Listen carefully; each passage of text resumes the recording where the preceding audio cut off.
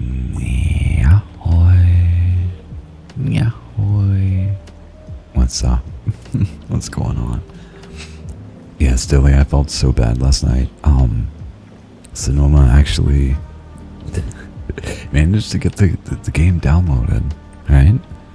And then immediately after, they were stuck in Shaders Hell, which was where I was at for an hour while I was chatting to Scion, Sion.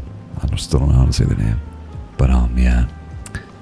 By the time they finally ended, it got out of the shaders.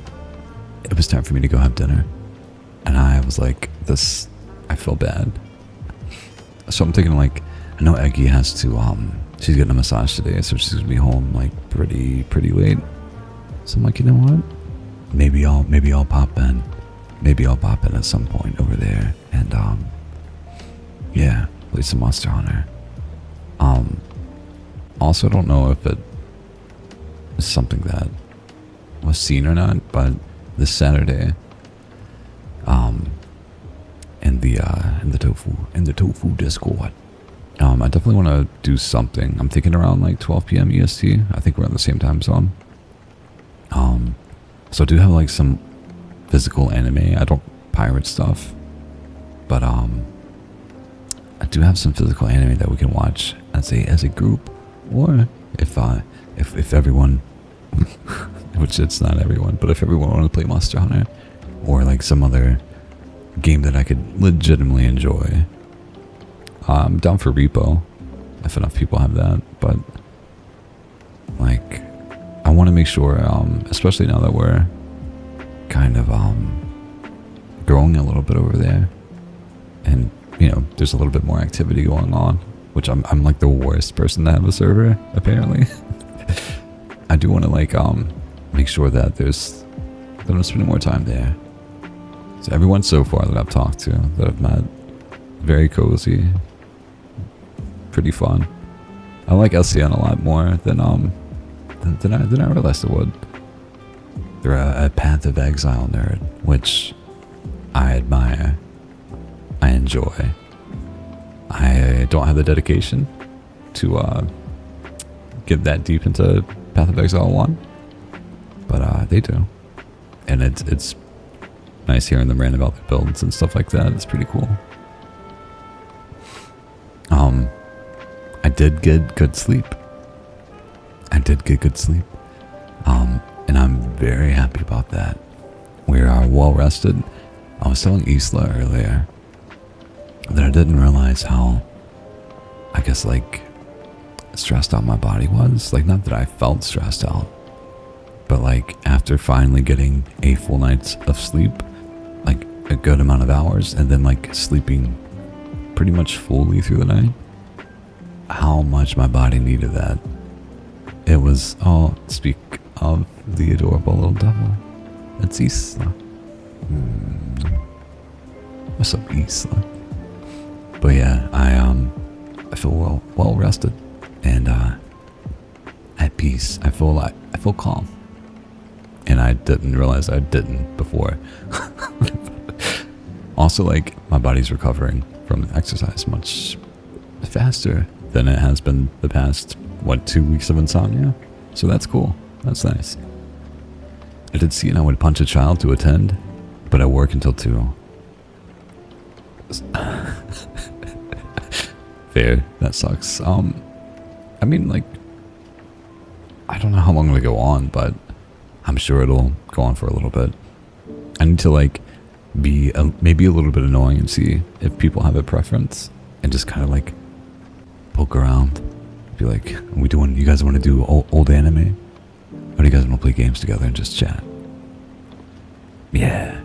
They're both things I enjoy, so it's about me, which, a little bit selfish, but also, it's my server.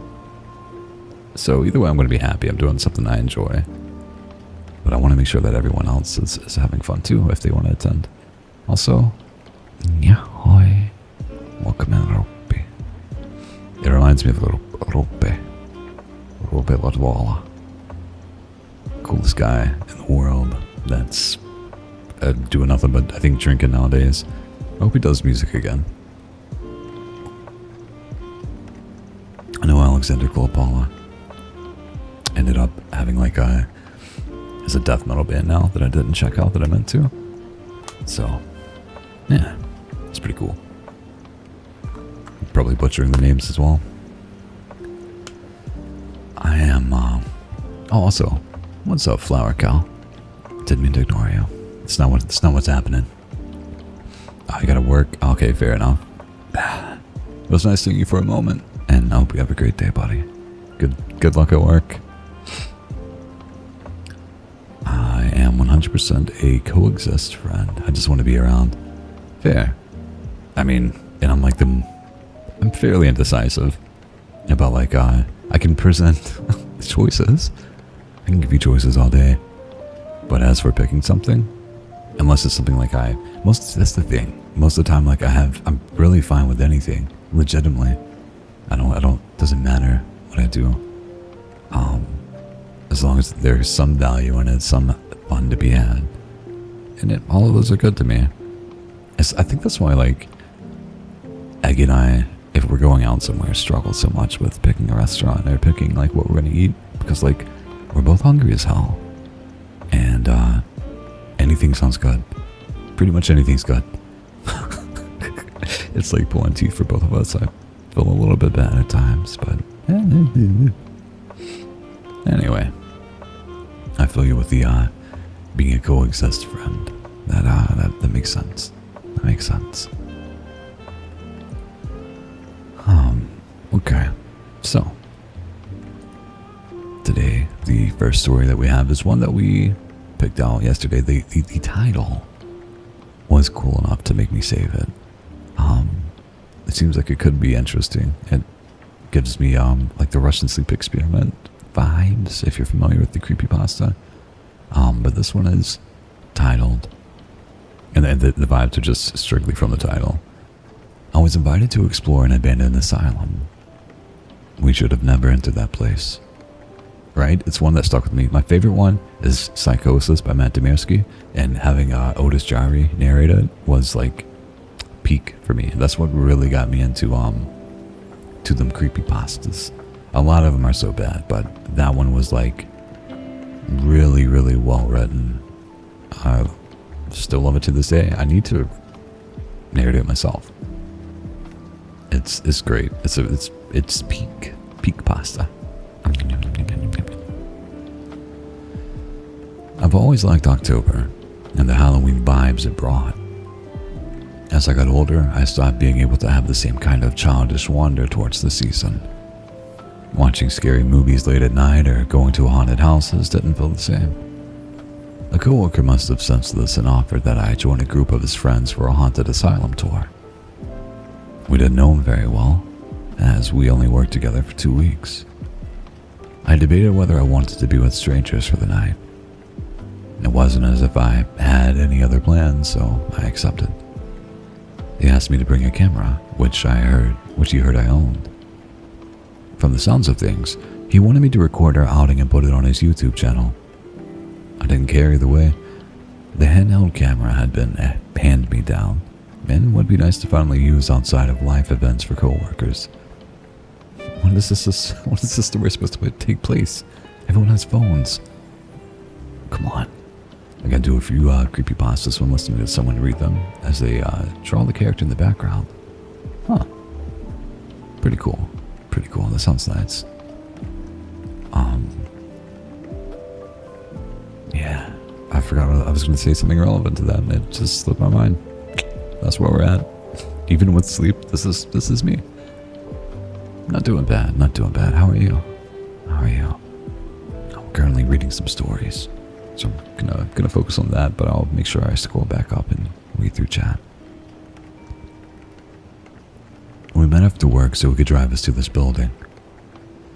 I've never heard of an asylum being within driving distance, I told him on the way. It was shut down after a lot of abuse was uncovered, and I mean a lot of nasty stuff. The city did everything it could to wipe the record of the place, and locals don't like talking about it because a lot of their older relatives work there, Brian explained as he drove. I I nodded as I half listened. Had I been able to find the name online, they must have done a great deal of scrubbing to erase this place so well. Since I wasn't paying much attention and focused more on my phone during the drive, I didn't know where we ended up. The road slowly became surrounded by trees, then turned into a dirty pathway. I wasn't certain we should be driving along. This building was really out of the way. I'm going to turn the jazz down a little bit. Should be a little bit better. At least my headphones. The trees finally parted, and I could see a massive building on top of a hill that Brian's car struggled against. Some other cars were already waiting for us. A full moon shone between the clouds, and a slight breeze caused colored leaves to drift far across the unkempt lawn. The white paint peeled off in front of the stone walls, and most of the dark windows were broken. This place looked like it came straight out of a bad horror movie. At least I would be getting my Halloween fill this season. We parked with the other 2 cars, and Brian started to introduce everyone. There would be 7 people in total. Kayla, a girl that he had known since high school, waved when we walked over. Brian worked with Brian at their last job. He didn't appear overly excited about the entire idea. I got the sense he was somehow bribed to be here. Liam and his sister arrived next in the same car. They were both tall, and within seconds of meeting them, I got the impression they could be friends with anyone. The last person arrived a few minutes after them, saying how they almost got lost. Okay, good. We're all here. Everyone wearing proper footwear. There are a lot of rusty nails and broken glass inside. How about flashlights? Brian started looking over the group.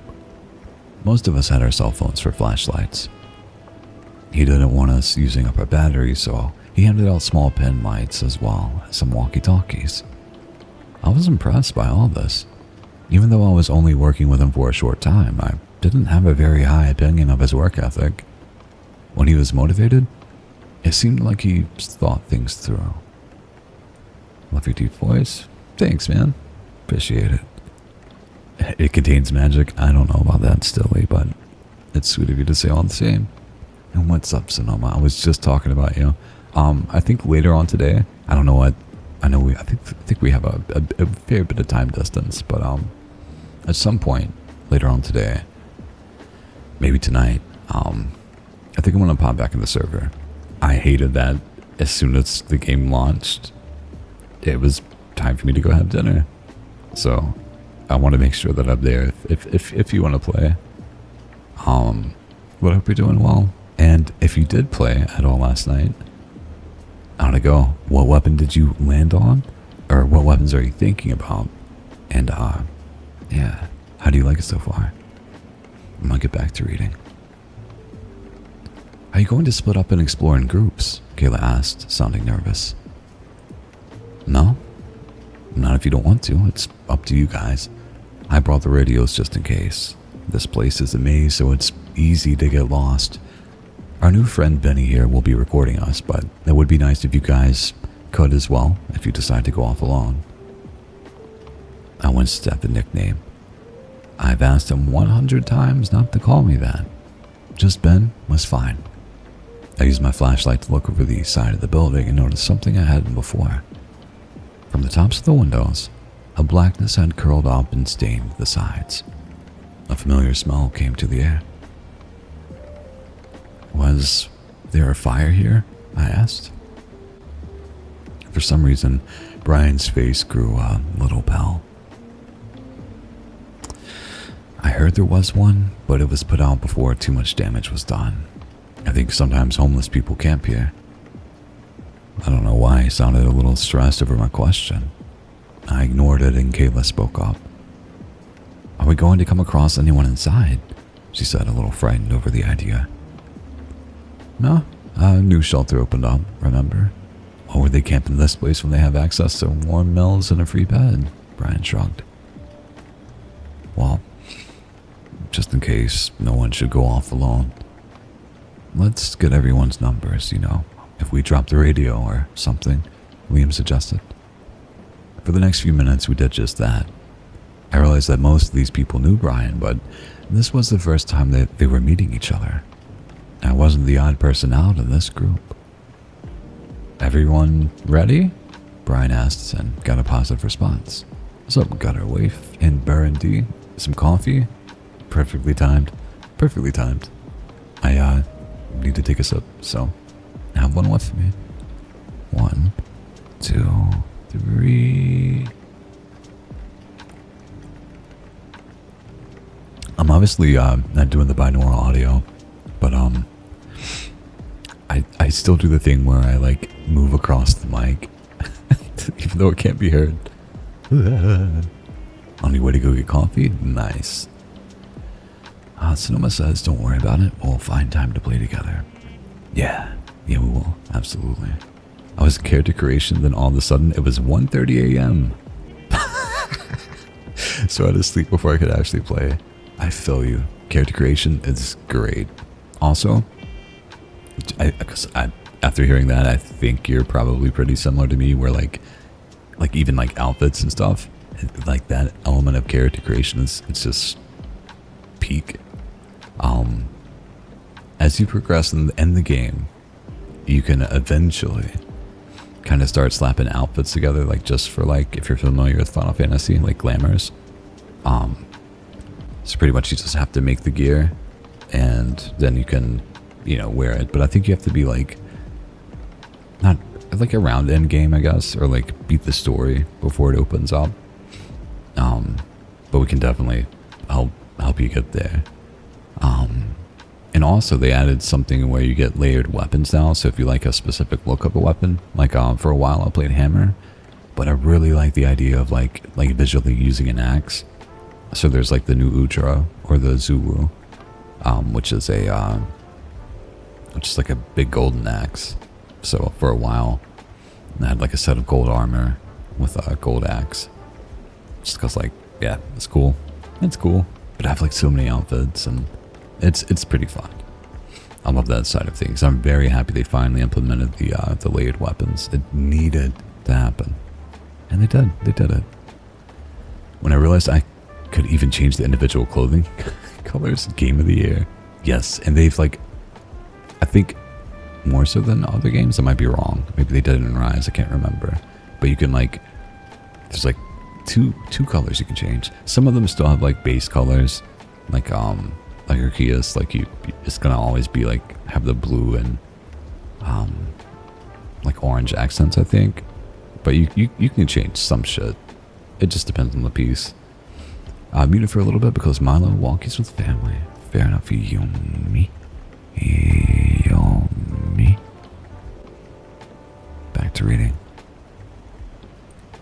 A cold wind blew, almost ushering our group inside. An odd feeling came into my stomach as I suddenly wanted to turn back and go home. I shook my head, refusing to go back now.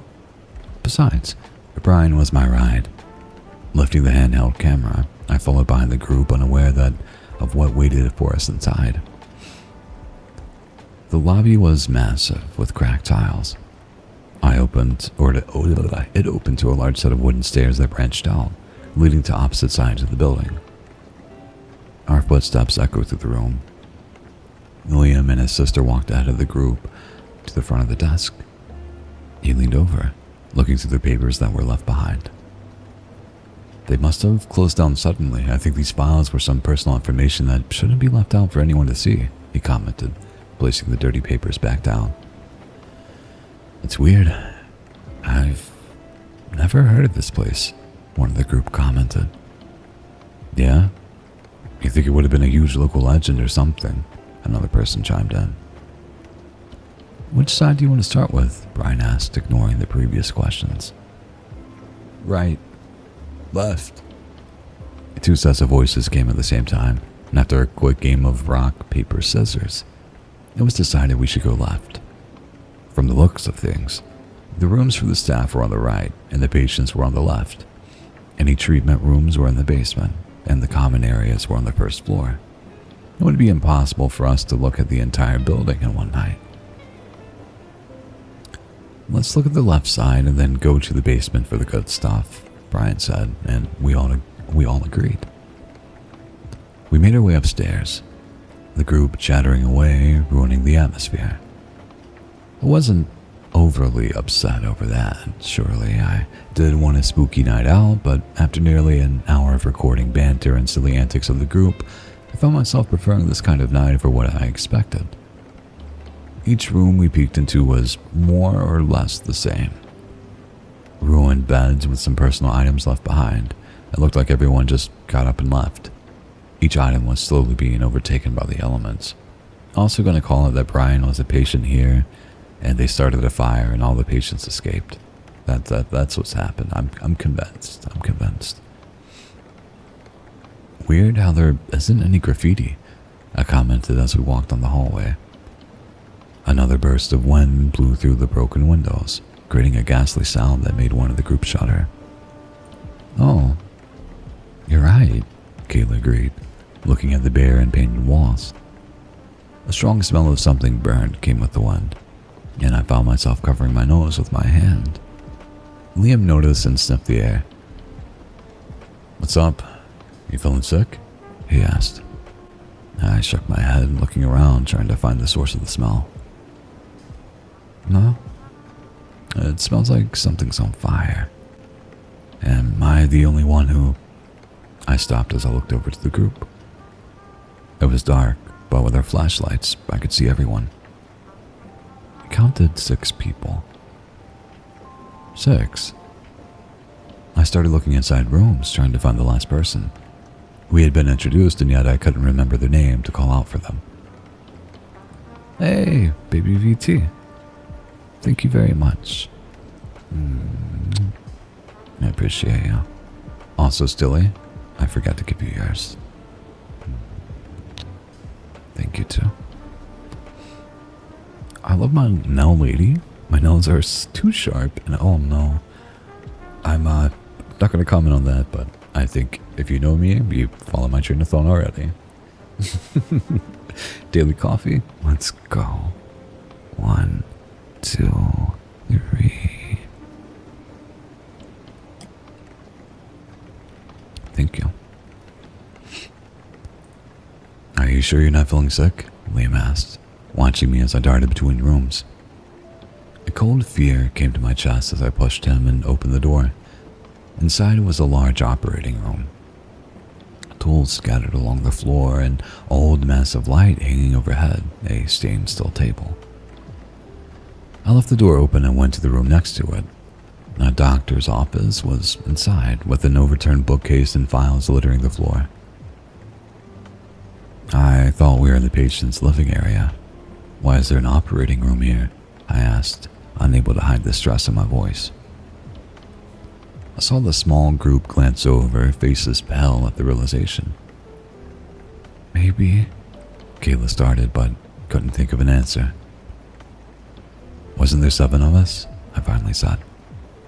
They all appeared confused. Liam slowly nodded and glanced down at his phone. I was right. We all got each other's numbers. The last person's name should be there. I took mine out, looking at the small contact list. 6 new numbers. I raised my head, meeting Liam's eyes. He was as scared as I felt. I think it's time to leave, I told him sternly. He took a hold of his sister's hand, ready to drag her out if needed. Why? Because you can't count? It was always the 6 of us, right? Brian said. I narrowed my eyes.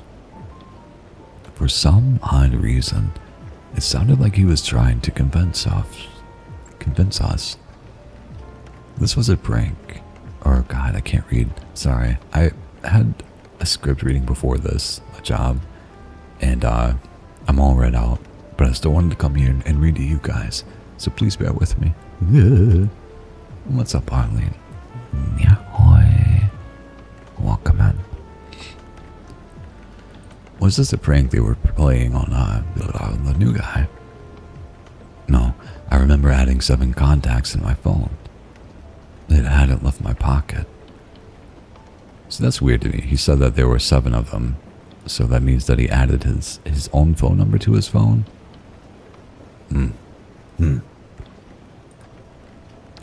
Someone couldn't delete it. And everyone here wasn't friends with each other, only Brian. Movement at the end of the hallway caught my eye. Lifting the flashlight, the beam fell on a dirty gown. The figure hunched over, skin black and cracked. Lifting his head, it looked at us with bright orange eyes as the smell of smoke and burnt meat filled the hallway. Prank or not, I wasn't going to risk it. "Run!" I shouted, and it caused everyone to move at once. I heard screaming as we stumbled over each other. In the chaos, I dropped the handheld camera, but I didn't care. Brian did. He scooped it up and darted inside one of the rooms. My vision blurred as I ran as fast as I could, trying to get out of this damn place. No matter how many times we turned a corner in the hallway, we couldn't seem to find the stairs. Something was following us. I didn't see it, but I smelled something burnt close by. This isn't getting us anywhere," Liam said, and pulled his sister into a side room. We followed him, out of breath and our faces stained with sweat. The room was small and could barely hold all of us. It looked like a solitary confinement cell with scratches on the cement wall. "When we calm down, we'll find a window and get out that way," Liam explained after gasping for some air. I looked around to see who was inside the room. Kayla, Liam, his sister, and me. We were missing a person. "Damn it," I hissed and checked my phone. His name was still there, which was good. "Did you see where Ryan went?" I asked the group. Each appeared confused over the question, almost as if they didn't know who I was talking about. "I almost forgot him," Kayla whispered, clearly scared of what was going on. Liam gripped his sister's hand tighter. We didn't understand what was going on, only that we needed to get the hell out of here. "Okay, we really need to find a window," he said, and we all agreed. "Nice meeting you too. I hope you find it cozy and nice here. Hope you have a good time here." Thankfully, the next room had one. It was broken, and Liam wrapped his hand in a torn bed sheet to remove the rest of the pieces around the edges to make it safer. He put his hand through, looking out with his flashlight, gauging the distance. "We're on the second floor, I think," he told us. "We don't break something if we jump. Can we find a bed sheet to tie together, or?" Kayla offered. We have coconut pumpkin iced latte. So that sounds like, for me, it would have to be, I don't know, either coconut or pumpkin. Mixing them sounds maybe not bad, but I don't know. I don't know how I feel about that. But at any rate, let's have that sip together still. 1, 2, 3.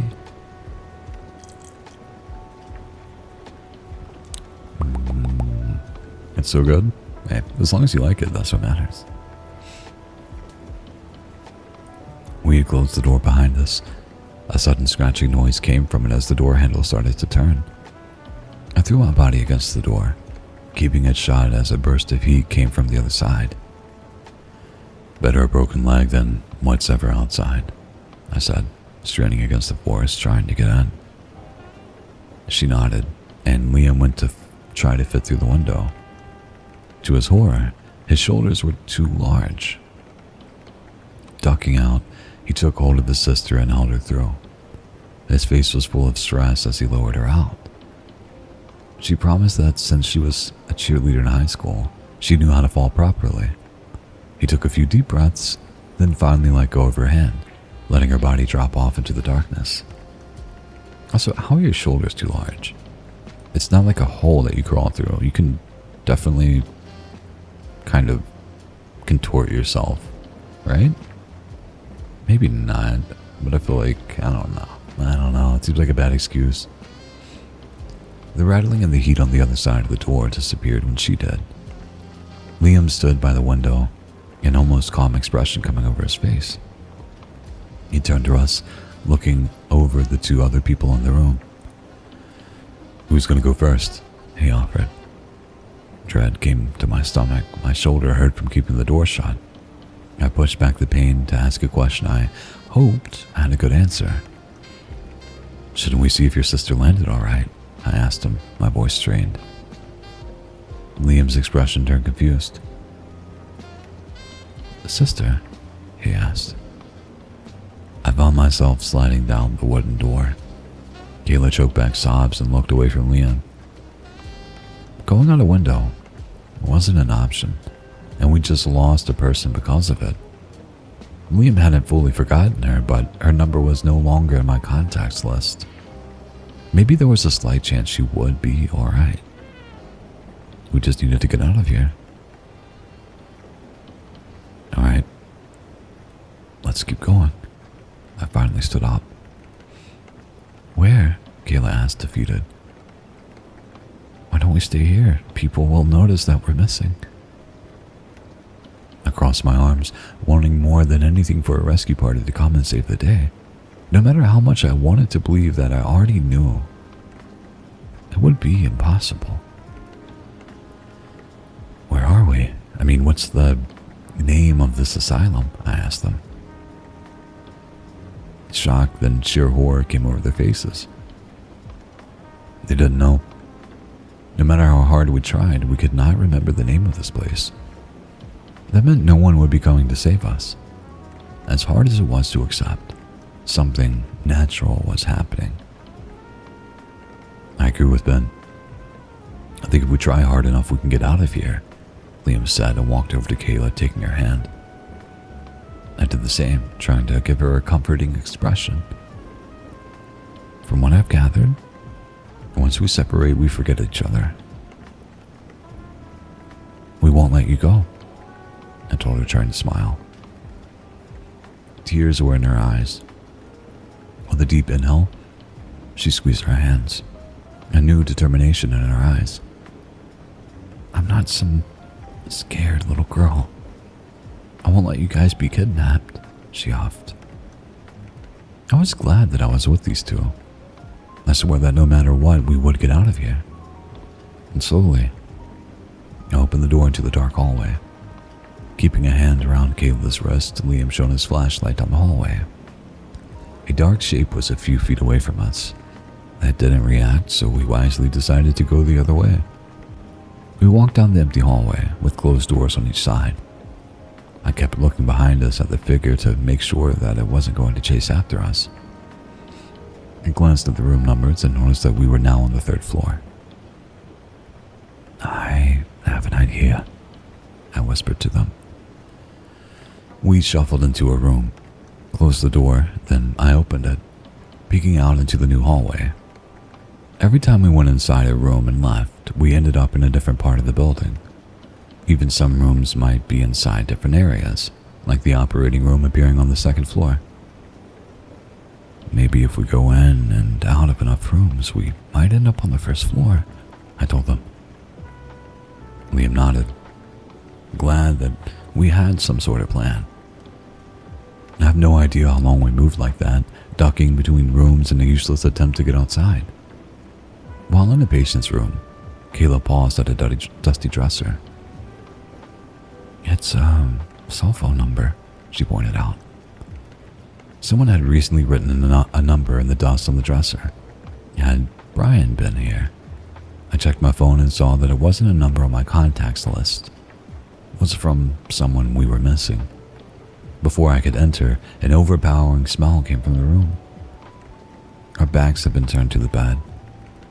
We moved too late. A hand came down, gripping Liam's shoulder so hard it made him crumble to the ground. The creature was a thin creature with charred flesh sticking to its frame. Kayla screamed as a burn patch started to spread along Liam's shoulder, melting away part of his shirt. My body froze as I met the creature's eyes. My entire soul was suddenly filled with So much sorrow I couldn't move. I couldn't think. Tears sting my eyes, and I was positive we would have died there if it wasn't for the third person in the room. Kayla found a broken piece of wooden chair in the corner. She grabbed the thickest part and swung it like a bat, and it shattered on the creature's skull, snapping the head back so far I thought it would come off. It screamed, then disappeared into the floor, leaving its attacker panting with a broken piece of wood in her hands. I went to see how Liam was. It took a minute before he was able to stand up, and the burn was not as bad as it could have been. Thanks, we told Kayla, a little bit in shock over her outburst. Let's just find a weapon and just smash the shit out of all the crazy bastards in here, she said, her green eyes shining in the darkness. I now would much rather deal with whatever monsters were in the dark than ever have her angry at me. Well, I started and didn't need to finish the thought. Countless dark and burned hands came from the walls, reaching for us. As much as Kayla wanted to fight back, she was no match for this. We grabbed a hold of her and the three of us hauled ass back into the hallway. We almost ran over one another as one of those darkened creatures. It reached out with thin arms, hands like claws ready to rip into flesh. We avoided it and ended up weaving between more of those things. We were on the move, and stopping meant being overtaken by a swarm of hands that wanted to rip flesh from bones. As we ran, we kept seeing the same cell phone number written all along the walls and floors. I didn't have time to stop and call it. We crashed into another operating room. Shortly, realized our mistake. So many of those burnt bodies squirmed through the only exit. Kayla grabbed an IV pole to keep the mass back as Liam used the steel table to create some distance. A hand landed on my wrist. I grabbed a scalpel from the table, ready to bring it down on my attacker. Our eyes met, and for that single moment, I wasn't looking at a monster. Instead, I stared at a scared young girl asking for help. The blade dropped from my hands, and as if in a trance, I reached out for her, barely aware of the burning coming from where her hand touched my wrist. I suddenly wanted to hold her, to tell her I would get her out of this place, that things would be okay. A hand took hold of the back of my shirt. I found myself falling as the floor gave out, the three of us tumbling down somewhere unknown. I must have been knocked out. I felt a warm hand on my cheek and a voice asking if I was all right. And opening my eyes, I saw that we were in an empty room with a ceiling so high I couldn't see the top. I felt more like a pit than a room. Sitting up, I say, Kayla. Sitting next to me. Some scratches and bruises, but she was all right. Liam wasn't doing as well. The burn on his shoulder spread. As he sat against the wall, barely able to keep his eyes open. Another person was in the room with us. Brian was on his back, blood on his forehead, eyes closed as he clutched the camera as his life depended on it. A large steel door took up most of the left wall. I could hear an human yowling from the other side as it got closer. I don't know how to get out of here, Kayla admitted. I took her hand, wishing I had the answers. The way out wouldn't just fall into our laps, right? I found this when we went here. She nodded towards a piece of yellowing paper nailed to the stone wall. How can you put a nail in stone? What? I wonder if this is an AI story. It might be. Just I don't know. It had the same cell phone number she saw before. We looked at each other, deciding if it was worth the risk. From the sounds of things and the heat coming from the steel door, we didn't have a lot of time to think about it.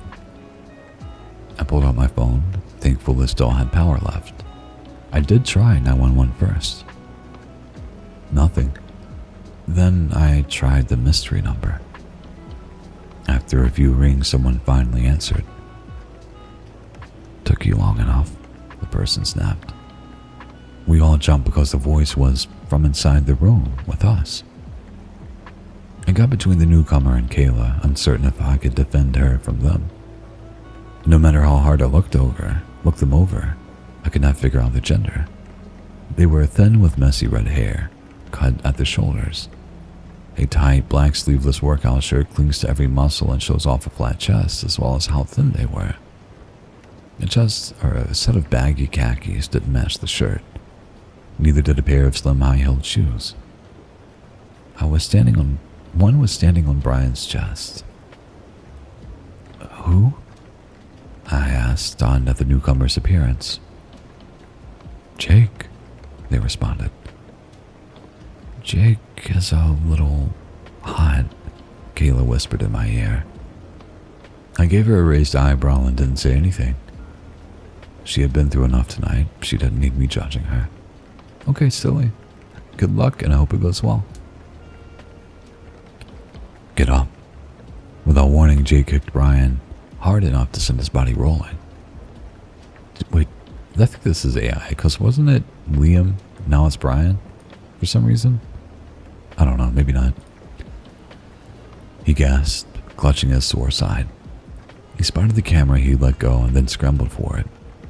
Hake reached it first, the hills coming down, smashing it to pieces. Brian yelled, ready to attack her. A strong leg came out, knocking him senseless. I said, not wanting to get in between any of this. From the looks of things, these two had met before. "Hurry up and get us out of here. I'll give you anyone here that you want," Brian said between bloody teeth. Jake crossed her arms, a nasty look on her face. She had a scar on one side of her lip that made her look like a gruesome smile, even when frowning. "You've done this before," Liam struggling to speak. I felt so stupid. Brian had lured us all here for what? For footage of this dumb YouTube channel? He already knew how to travel through rooms to avoid those monsters, and he already planned on calling Jake, offering whoever was left to save his own skin. "Yes?" "I offered to save him, and this guy paid with his girlfriend," Jake said, curling a piece of bright red hair between her fingers. She was a cutie. I guess he thought that he could pull the same thing twice. "Kayla is cute. Take her," Brian said, standing up, only to get his legs swept out from underneath him. "I do this kind of thing for fun. Listening to your whiny demands isn't fun. Besides, you weren't the only one who called me, so I don't need to listen to whatever you want," she said, crossing her arms again, and her eyes landed in my direction. My heart started to race. We could get out of here. I just needed to deal with this childish weirdo. "You can do whatever you want with me, just save," I started, and Jake gave another scowl. "Boring," she hissed, turning her nose up to my offer. I looked over at Liam, knowing he didn't have a lot of time left. Even if there weren't monsters at the door ready to break it down, he needed help fast. "What's up, Lady Pandy?" "Yahoy, welcome in." There were 7 of us, I started, and Jake glanced over, almost interested. "I don't remember the 7th, but I know Ryan's name, and I think that Liam was here with his sister. Are they still alive?" I asked, hoping for answers. Jake appearing out of thin air and her overall vibe gave me the impression she wasn't normal. Maybe she knew more about this place than we did. "Yes, the people who die here become a part of this place. They're wiped from existence, like how all the patients were. This isn't a real place. It's an amalgamation of the suffering of the ones who died because of the system they were forced into," Jake explained, and sounded almost normal. "I assume that certain people know about it because it wants to lure in new victims." I nodded and frowned. "They weren't all fully forgotten." Didn't some of them have families on the outside? Even being buried in an unmarked grave or burned, there must have been someone out there who remembers some of these people. I was mostly talking to myself. The creature who chased us weren't monsters, just someone who had been hurt by the real monsters. Is there any way to help them? I asked, and it caused Jake to burst out into cruel laughter. I'm reconsidering your offer. You cannot help them here.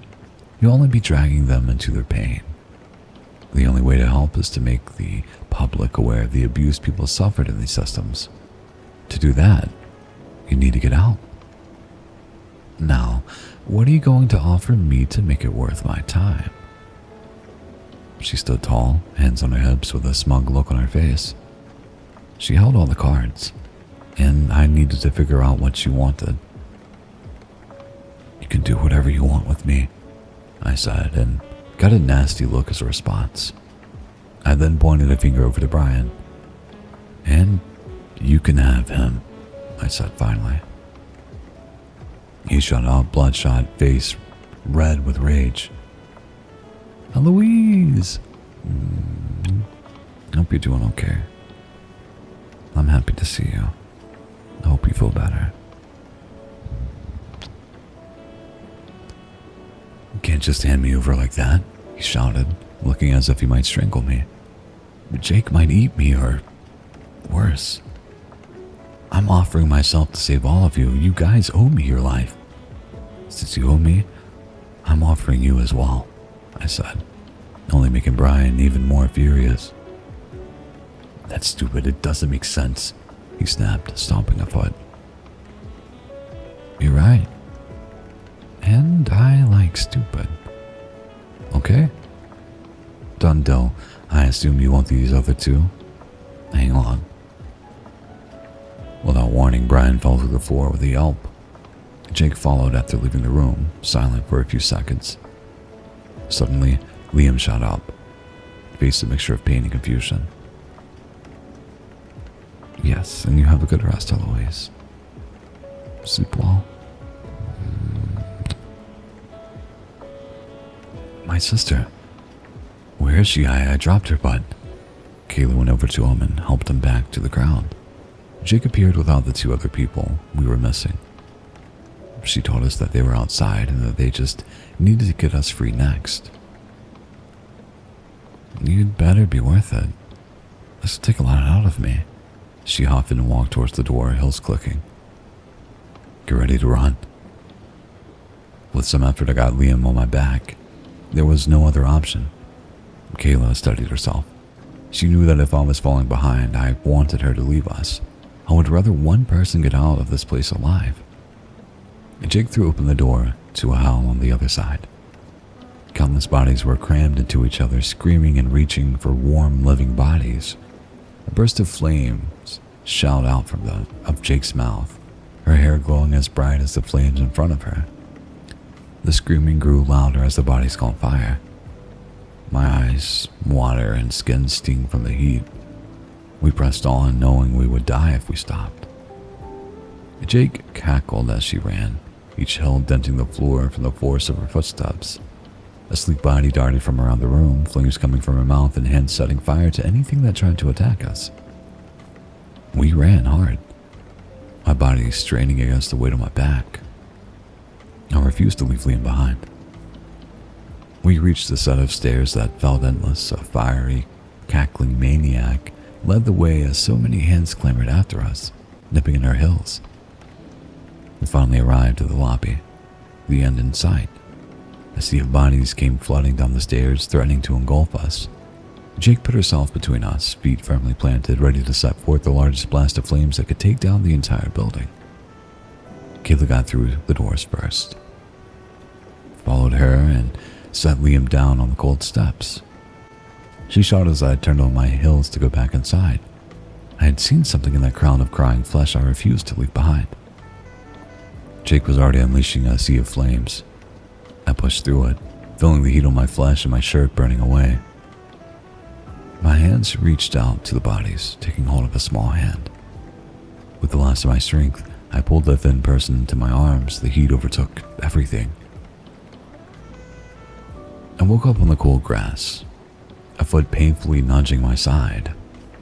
Opening my eyes, I saw a brightening sky and Kayla's worried face. Jake already took everyone to be treated. I thought you weren't going to wake up, she explained. I sat up with my entire body in pain. I wasn't as badly burned as I thought, mostly a sunburn on my arms. Next to me was a human-shaped bundle wrapped in a dirty sheet.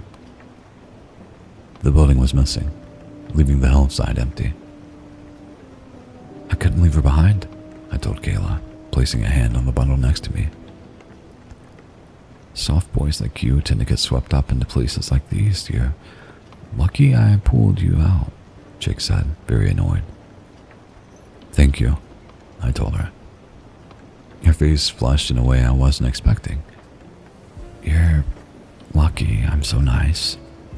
In fact, I'm so nice I'll take the body you saved and make sure she's buried properly. I was glad for the offer. I doubted I could show up with a random corpse and ask the police to identify her without there being a lot of questions. What do I owe you? I asked, almost scared of the answer. Jake paused, thinking almost as if she wasn't sure. She made a scene of muttering to herself and puttering around. Pancakes, she finally said. Kayla and I looked over at each other with a matching expression. There's a breakfast place I've been wanting to try, but it's only open in the mornings. I never wake up before noon. Buy me some and bring them over, and we're even, Jake nodded. That's it? I said, mentally kicking myself after I asked. What, did you want me to, eat you or something? You don't have an ounce of meat on your bones, and it would take too long to fatten you up. With that last comment, she tossed a set of keys into my lap that belonged to Brian's car. Thank you, I told her again, and she stuck out her tongue as if I said something disgusting. I still had her cell phone number, so we could figure out the pancake day and how many she wanted. I might be stuck delivering breakfast to this weirdo for a long while, and I was perfectly alright with that.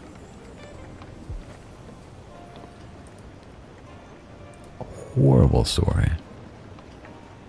Horrible story. Oh my god. I'm looking through the comments to see if anyone else thinks that it's written by AI, but yeah. I'm there's too many inconsistencies and things that just didn't make sense. Yeah, that was not great. The title was cool. I can give them that. I can admit that. But oof. Then what did you guys think? Ugh.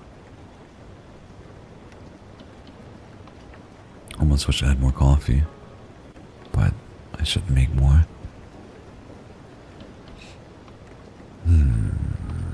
Let's see.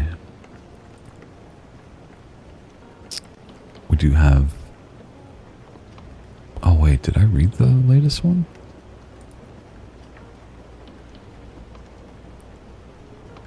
Let's see. Because I did mark the trucker story. Okay. I guess I just saved the wrong one.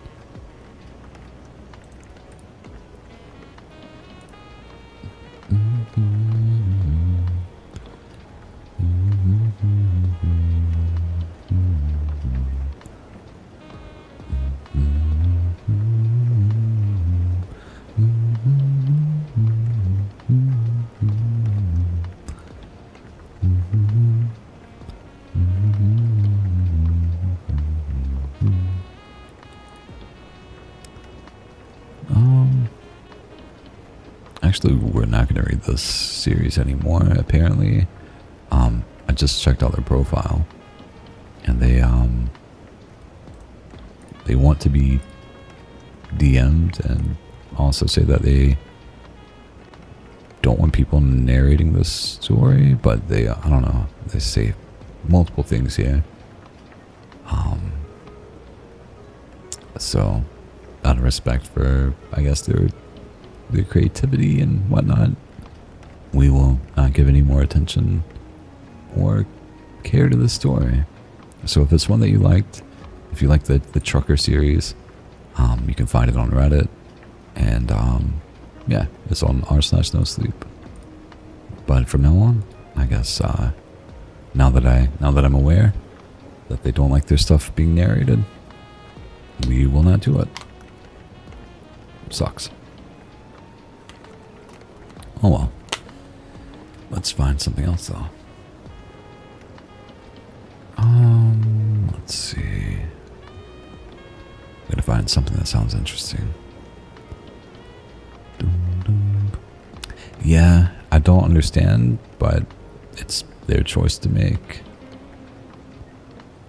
Cheshire and Yazuz. Let's have that sip together. 1, 2, 3.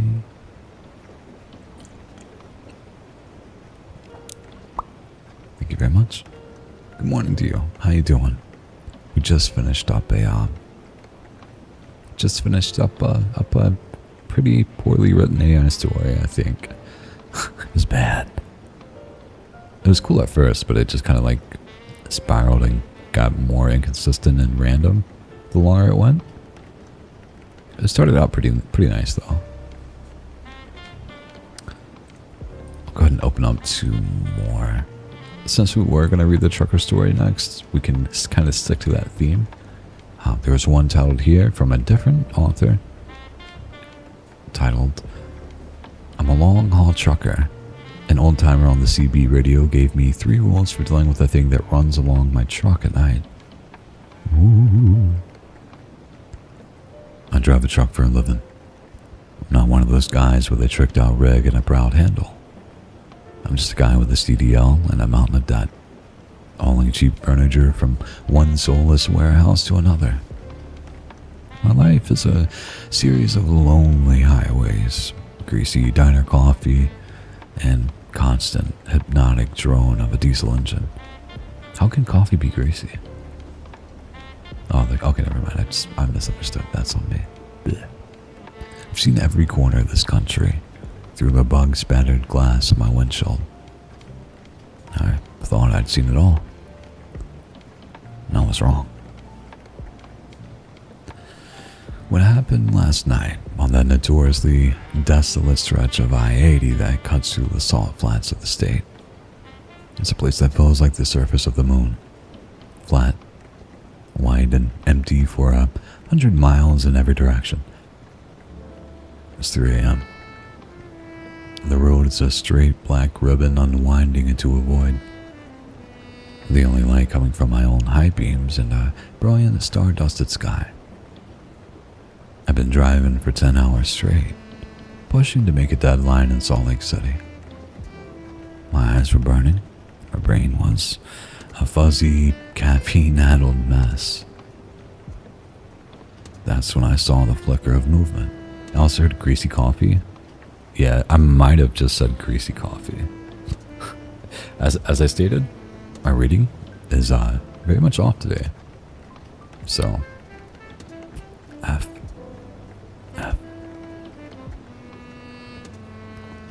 That's when I saw the flicker of movement. It was in the scrub desert to my right, at the very edge of my headlight's reach. My first thought was a coyote, or maybe a deer that had wandered too far from anything green. I kept my eyes on the road, but I was aware of it now. Then I saw it again. It was a tall, loping shape moving with a terrifying, unnatural grace. It was keeping pace with my rig. I was doing a steady 65 miles per hour. My blood ran cold, and I took my foot off the accelerator, truck slowing down to 60. The shape in the darkness slowed with me, its long, spindly legs pumping with an effortless, fluid motion. My heart started to hammer against my ribs. I pushed the accelerator down, the engine groaning as the truck climbed back to 70. It sped up too, staying perfectly parallel to my cab, a silent, dark greyhound in the night. Couldn't make out any details, just its silhouette. It was vaguely humanoid, but too tall, too thin. Its arms were too long, its stride impossibly wide. It ran with a smooth gliding motion, its feet seeming to barely touch the ground. This went on for 5 miles. An eternity, just the roar of my engine and the silent, impossible runner in the dark. My logical mind was scrambling for an explanation. An optical illusion, a strange reflection in my side window.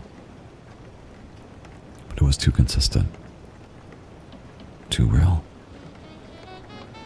My hand, slick with a cold sweat, reached for the CB radio. It was an old habit, a holdover from a time before cell phones. And most of the time, the channels were just a hissing, static-filled void, but out here, in the dead of night, sometimes you could find another lonely soul to talk to. I keyed the mic, my voice a shaky, hoarse whisper. Breaker 19. Anyone got a copy out on I-80, eastbound? About 100 miles west of the lake. The static hissed back at me. I was about to give up when I noticed a voice crackle through the speaker. It was an old, weary voice, gravelly from a lifetime of cigarettes and truck stop coffee. You got a copy, driver? What's your 20?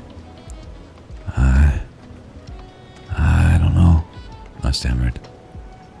I think I'm seeing something on here.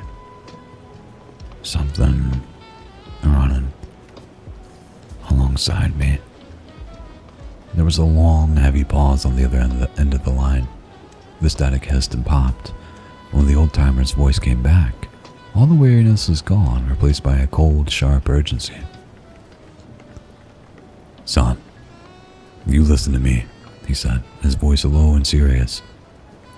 You listen to me, and you do exactly what I say. You see a tall, fast runner out there in the dark? Yeah, I whispered. Okay. You got a pacer. We call them pacers. Now, you're gonna follow a simple few rules. You got that? Simple. But you don't break them. Not for anything. What? What are the rules? Number 1, the voice crackled. You do not take your eyes off the road to stare at it. You see it in your peripheral vision. You keep it there. You do not give it your full attention. You understand? Okay, I said, my eyes glued to the white lines on the asphalt in front of me, even as my brain was screaming at me to look to my right. Rule number 2. You do not acknowledge it in any way. You don't flash your lights. You don't honk your horn. You don't talk to it. As far as you're concerned, it's not there. It's just a shadow. A trick of the light. You give it nothing. Got it? I breathed. And rule number 3, the old-timer said, his voice dropping even lower. And this is the most important one. Whatever you do, son, you do not stop your vehicle. Not for anything. Not for a flat tire. Not for a flashing light. Not if the damn engine catches on fire. You keep that truck rolling until the sun comes up. You hear me? But what is it? I pleaded. What does it want? There was another long, heavy sigh from the other side of the radio. Kid, it's an escort. The problem is, you don't want to go where it's taking you. You just keep driving. You keep your eyes on the road and you drive east. Pray you get enough fuel to make it to dawn. The radio went silent. He was gone. I was alone again, with the silent runner and his 3 terrible rules. What's up, Coom? How you doing? I tried to focus, eyes on the road. Don't acknowledge it, don't stop. It sounded simple enough. But the presence of it, a constant looping shadow in the corner of my vision, was a screaming distraction. I glanced down at my GPS, hoping the familiar, comforting sight of the digital map would ground me. But the screen was wrong. The little icon that represented my truck was no longer on the clean straight line of I-80. It was on a thin gray road that wasn't on the map, a road that was veering off into a vast, blank, unlabeled spot on the screen. The GPS was still tracking my speed, my heading, but it was showing me on a road that didn't exist. My heart ceased. I looked up, and up ahead in the distance, I saw them. Faint, flickering lights. The lights of a town. It was impossible. I knew this stretch of road like the back of my hand. There was nothing out here. No towns, no truck stops, no civilization for at least another 50 miles. But the lights were there. A warm, inviting glow in the oppressive darkness. And the pacer, still running alongside my truck, subtly, gracefully, lifted one of his long, thin arms and then just gestured. A slow, deliberate point on an off-ramp that was now materializing out of the darkness ahead. An off-ramp that I knew with an absolute certainty was not supposed to be there. The off-ramp led directly towards the ghost town. It was a silent, undeniable command, a polite but firm invitation to a place I did not want to go. Rule number 3, don't stop. But what about turning? The old timer hadn't said anything about turning. My hands were slick on the steering wheel. The pull to turn, to follow the lights, to follow the pacer's silent instruction was a physical thing, a magnetic urge. But the old man's terrified voice was louder than any sound in my head.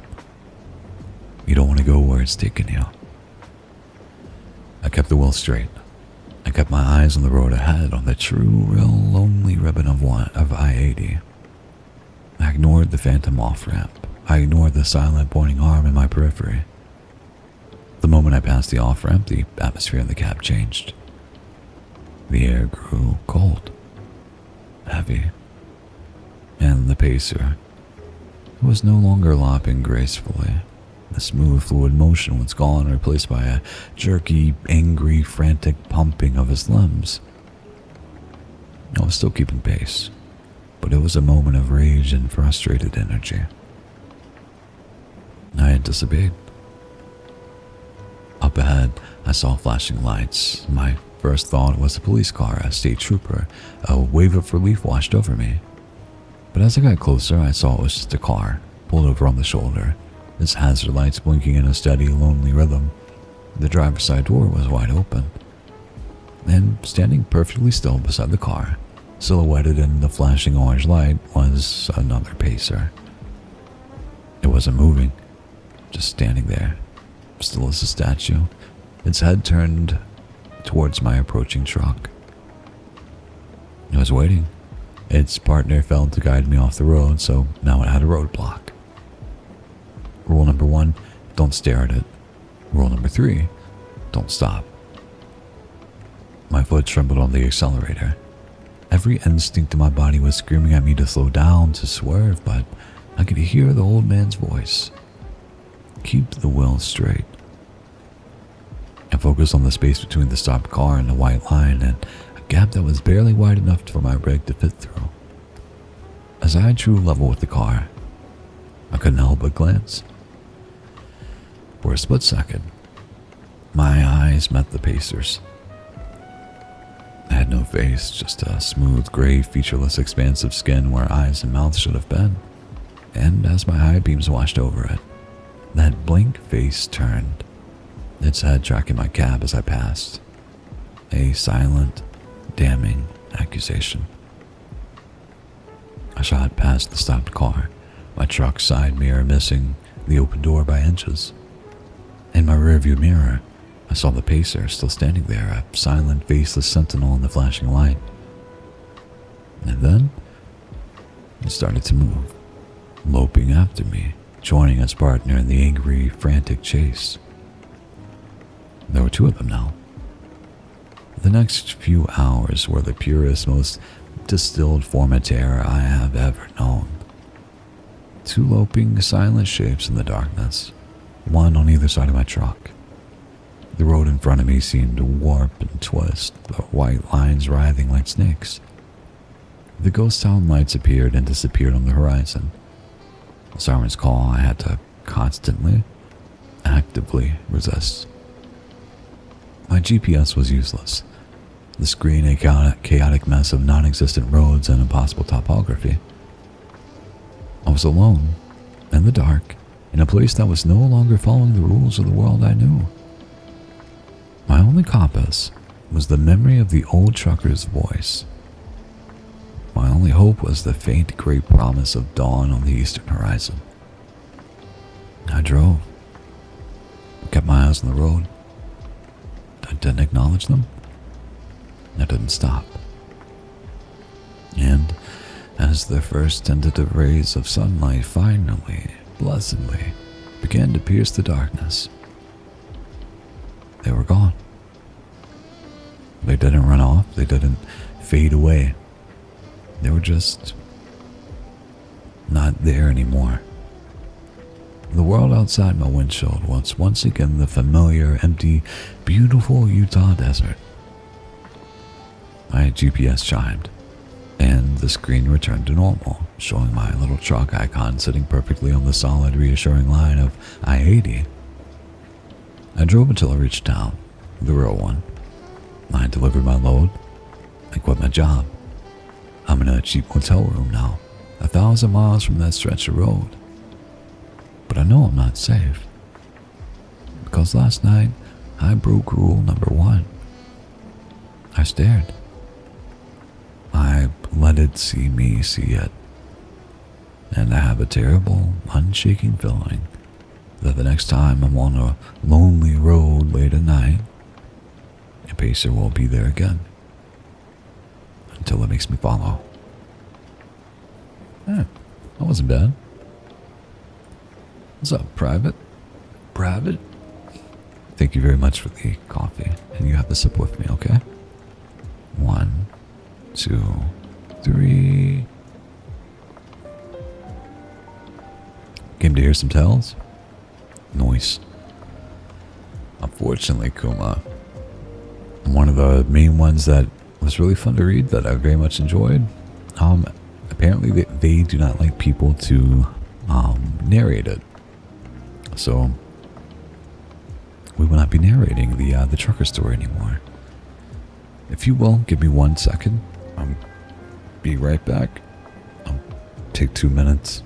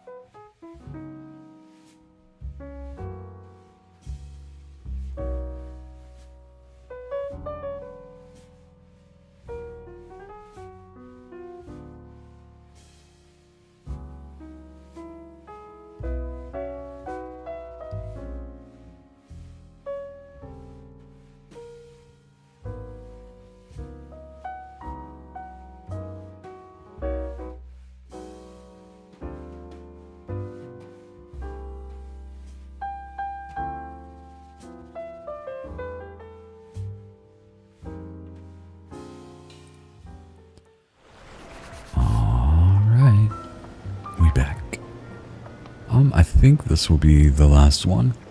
I'm getting pretty hungry, so I'll make some food afterwards.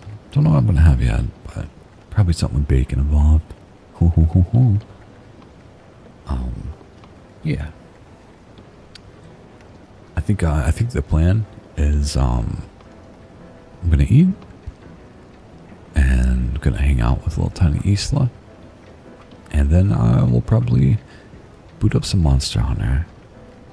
I will likely be in the tofu server a little bit, but yeah, be later on, maybe around 2, 3, 4. So yeah, if you're in the Ko-Fi Discord server, then we can play together. We can hang out. Got some vegan bacon as well. Okay. I'm sure like that's one of those things that I've gotten better in time. I had like when I was a teenager, and like even times afterwards, like I would be vegetarian for a bit. Usually just to like, well, not really with teenager. It was more of a like a moral stance. But like as an adult, the few times that I've gone vegetarian for like, you know, some odd months or even longer, been like, because I'm like, oh man, my diet is literally burritos, pizza, and burgers and beer. So I need to make sure that I get used to eating vegetables, because I don't dislike them, but I just like unhealthy stuff. So it's a way for me to be like slightly more healthy. I need to definitely get back to it a little bit. But for our last story, it is titled, I Can See You Now. The ad was small and straightforward, buried in the local free class fields between someone selling pit bull puppies and someone else wanting to buy a used chainsaw. It said, disabled person looking for help decorating for Halloween. I can pay $50 an hour for expected 3 hours of work. $75 for any overtime. Sitting in my car. Excuse me. I gnawed on the beef jerky, as I considered the ad skeptically. I really didn't want to deal with some weird old stranger wanting skeletons hung up in just the right spot for hours, and God only knew where the decorations were stored and what shape they were in. I also didn't like the idea of rooting around in some attic or basement for junk. I glanced at the dash of my car. The brake service light was still on. I needed money for new brakes and tires bad, and the extra money might be enough to get them started while I wait for next week's paycheck. Plus, who knew? Maybe if they liked me, they would give me an extra tip or something. Sighing, I took out my phone and punched the number below the classified ad. Oh, but hello? I found myself frowning onto the phone. Yeah. Well, I saw your ad for getting help with Halloween decorations, and if you still need someone, I was going to see about coming to do it. A pause and then, no, I still need help. Do you think you can come today? I don't think today, but probably tomorrow, about 6 in the evening, if that'll be okay. Yeah, that sounds fine. It's not too late. I was gonna come and do it after I get off work. No, 6 will be fine.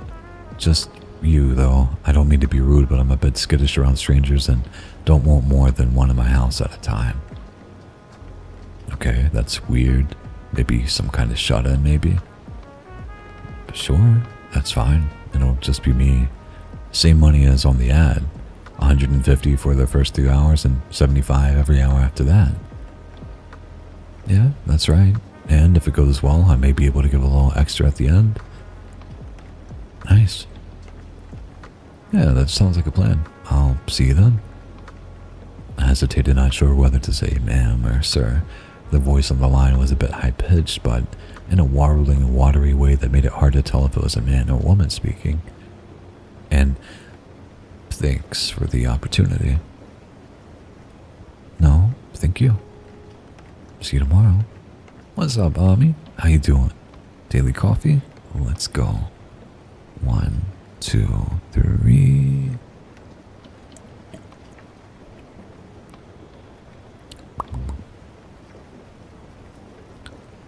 Hanging up the call, I stared at my phone for a minute. People are so weird.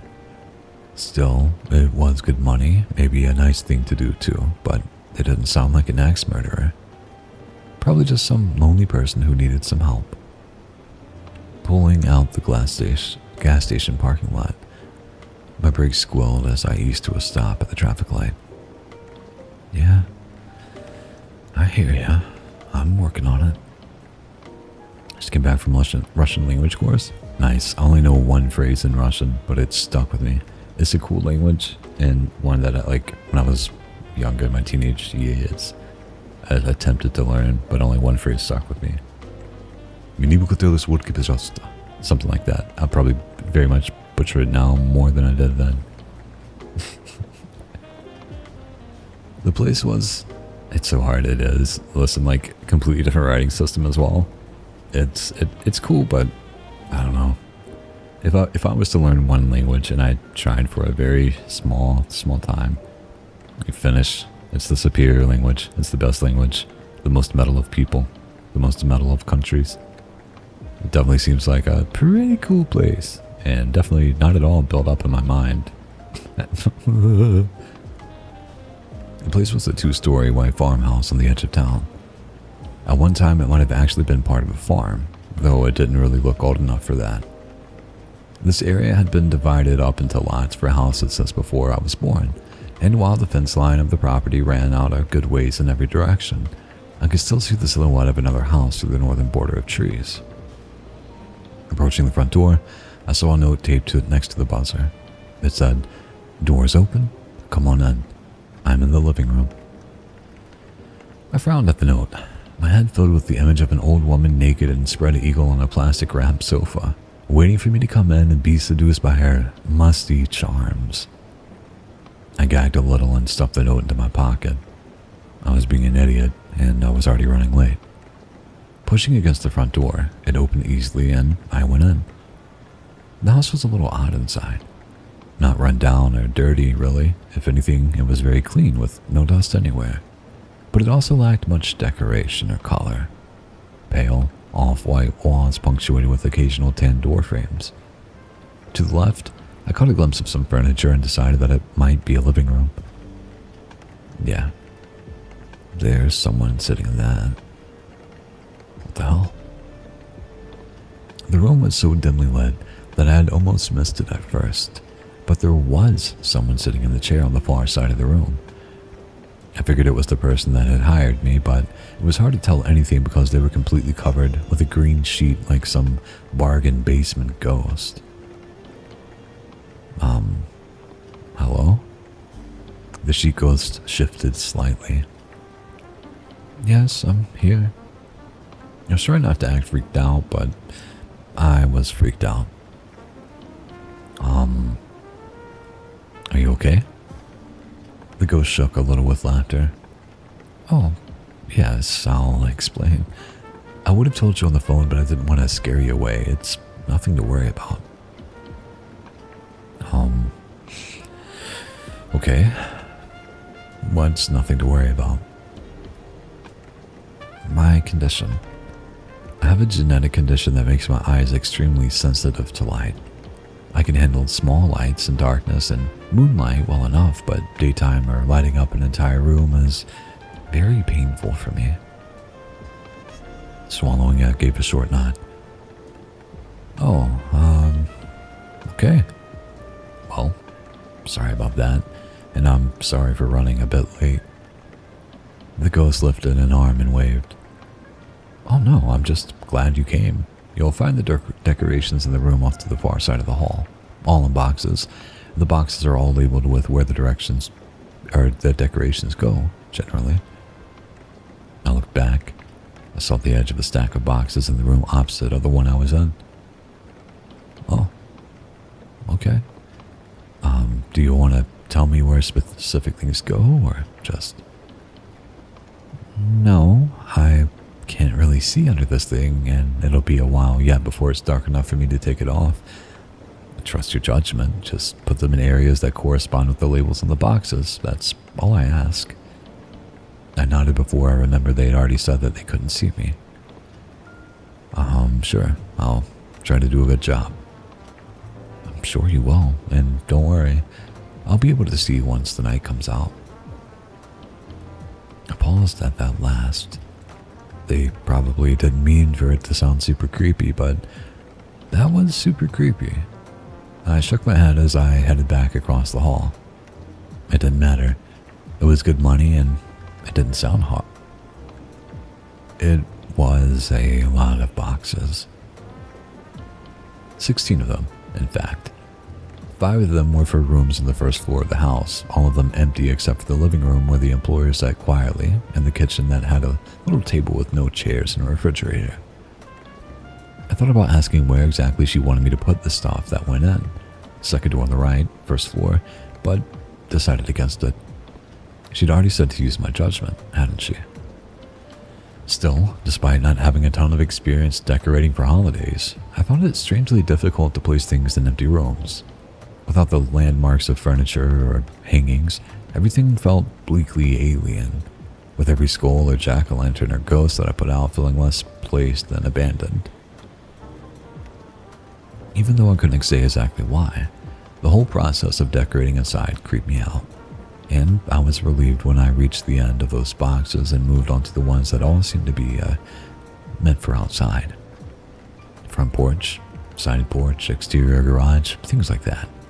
And, even better, a few boxes that generally said yard. An hour outside and I realized I was actually enjoying myself. The weirdness of the house seemed a bit distant, and putting out the decorations other places was actually fun. Most of it was high quality stuff, and despite my fears, it was in generally good condition. I hung skeletons from the porch and decorated the yard with tombstones and skulking black cats.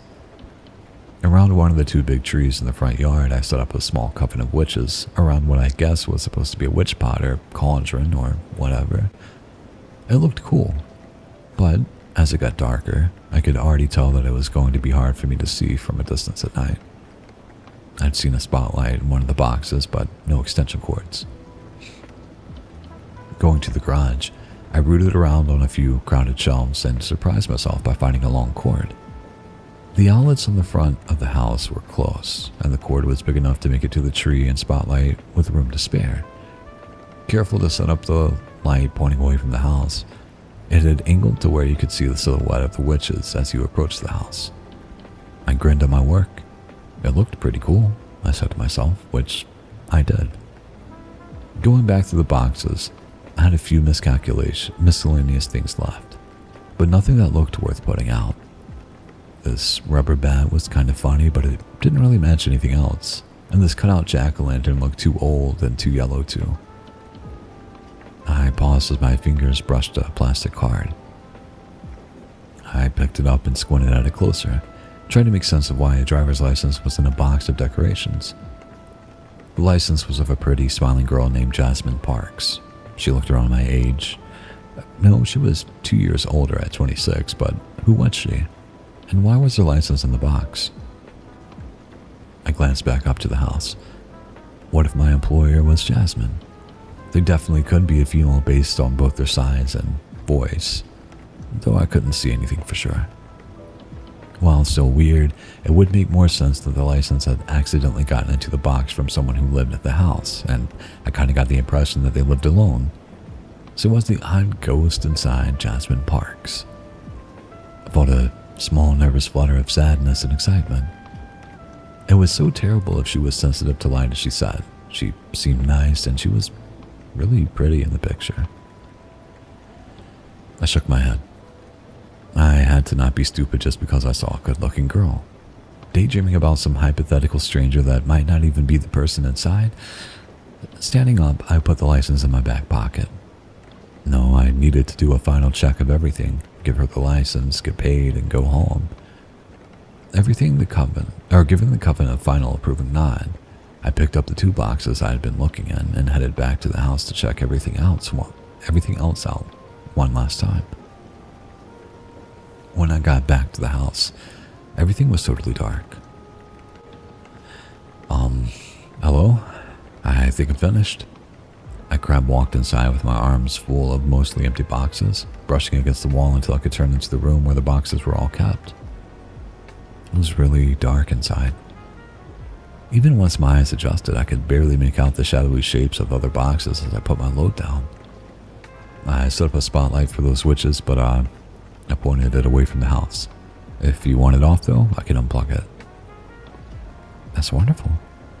You've done a wonderful job. I jumped down and let out a small gasp at the sound of her voice so close by. I kind of assumed she was still over in the living room, but that had sounded much nearer than that. It may be in the same room, though it was hard to get my bearings. Heart pounding, I nodded before shaking my head and saying, "Thanks. I think I'm right at 3 hours, so no need to pay me overtime, but if I can get the 150, I'll be heading out."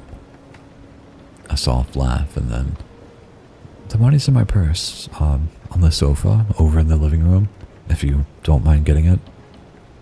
I almost argued, saying I didn't want to be responsible for going into a stranger's purse, but she had offered, and maybe it was easier for her if someone else did stuff like that. I started easing my way across the hallway, hands waving out in front of me like a blind man. Yeah, her having to turn on a light to look into her purse would be bad for her, and it's not like she can see in the dark well enough to.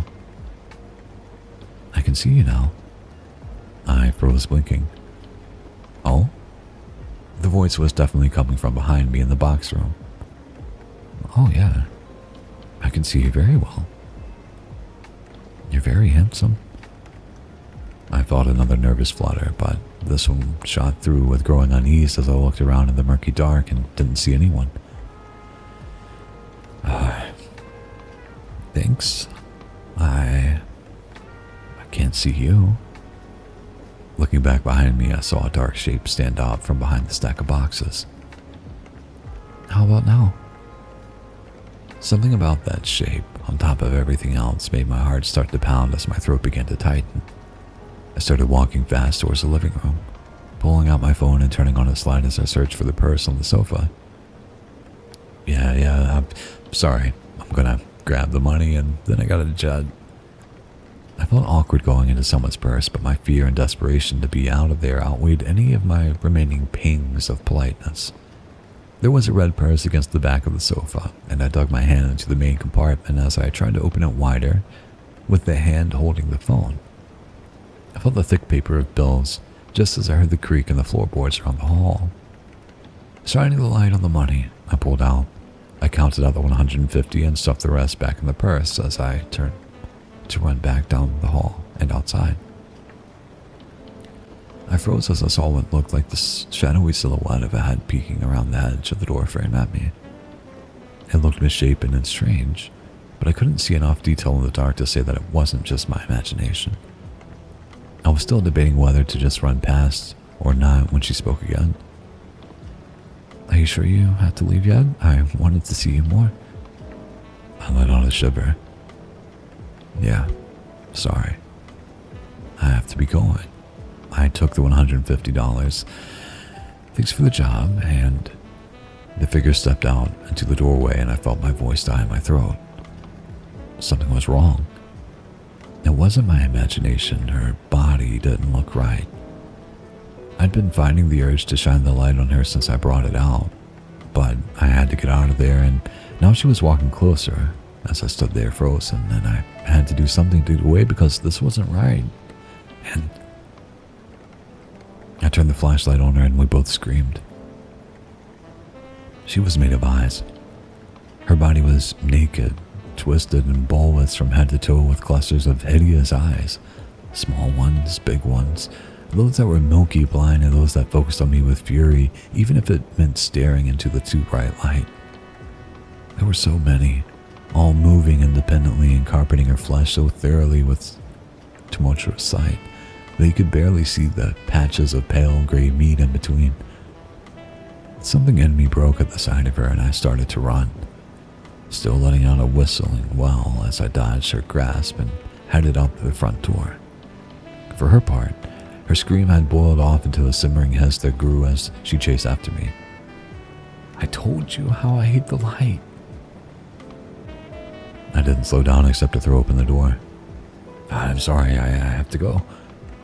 It made no sense to apologize or explain anything at this point, but my mouth was on autopilot as the rest of my body tried to keep me alive. I leapt on the porch steps and started running across the yard to my car, and I had the fleeting, hopeful thought that maybe she wouldn't leave the house. Then I heard the hiss growing louder like a train bearing down. Was she actually gaining on me? I think she hit me as I drew close to the witch's coven I'd set in the tree. It wasn't even a question of keeping my feet. She had gotten me from the side, and I rolled onto the light I had set up there, its illumination winking out immediately. I had a desperate idea of getting it going again and shining it on her, but there was no time. She was already on me. Wet, bulbous fingers digging into my belt and tugging me backwards in the direction of the house.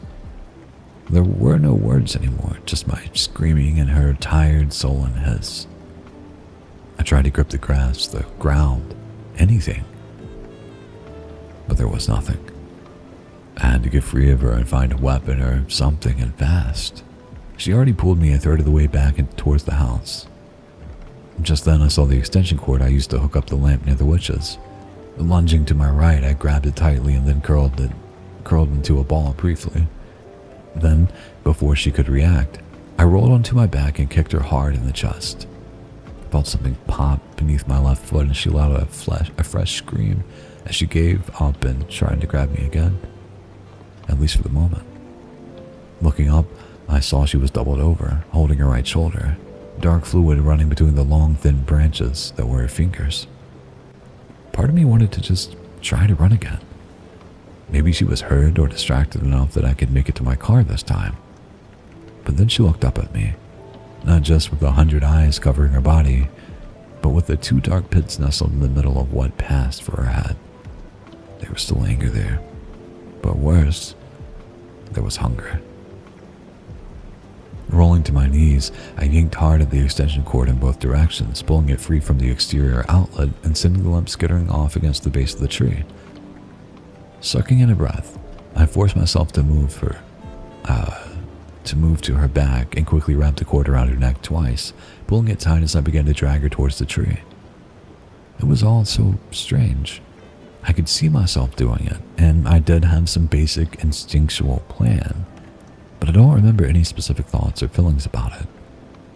I just had to get it done. Get it done so I could get away and live.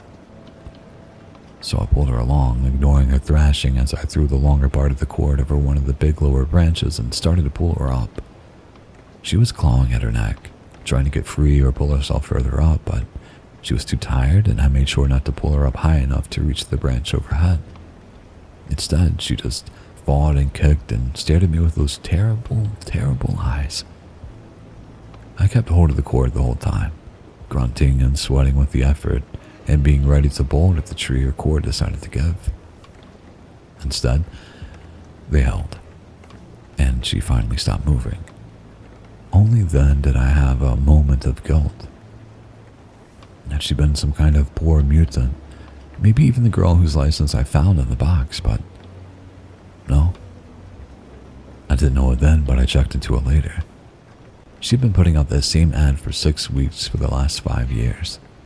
During those same periods of time, 8 people had gone missing in the area, including last year, when a student named Jasmine Parks had vanished without a trace. Even without that knowledge, my guilty feelings were short-lived. The flood of adrenaline was leaving me now, and as I backed away from the hanging tree, I distantly felt myself start to shake and cry.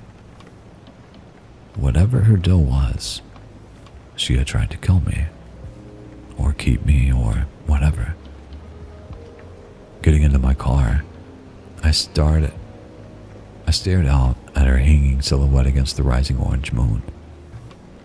Best decoration I put out all night. Giving a shuddering laugh, I cranked up my car, the brake light flaring orange in the gloom. I grimaced at it.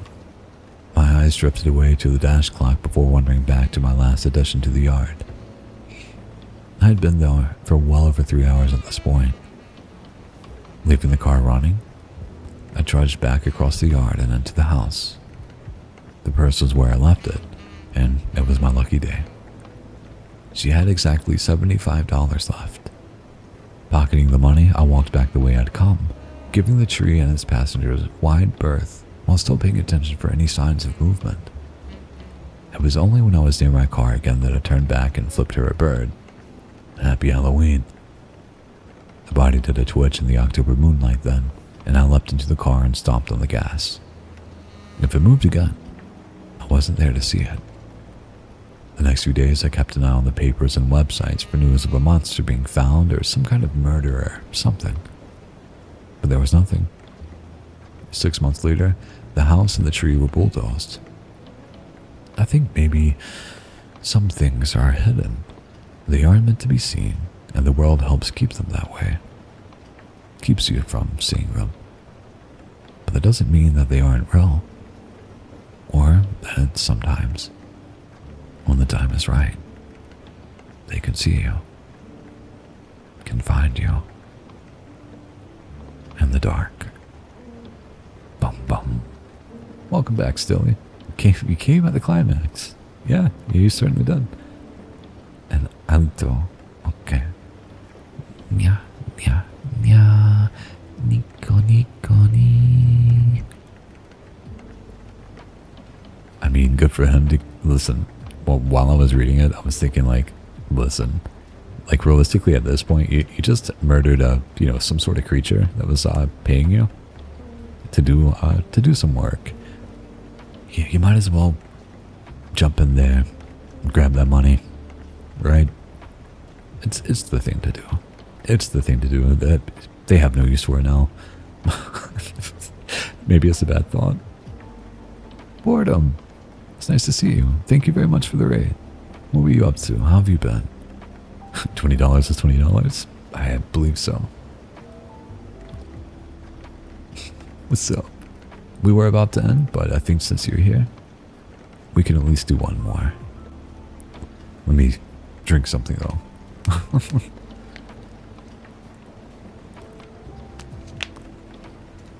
It's been a while though. Mainly on my end. Mainly my fault. In this case, it was 75. It's very true, ma'am. Very true. Also, Alito, I'm doing good. I finally got some sleep. Things seem to be on track. I don't want to jinx myself, so we're gonna just knock on wood.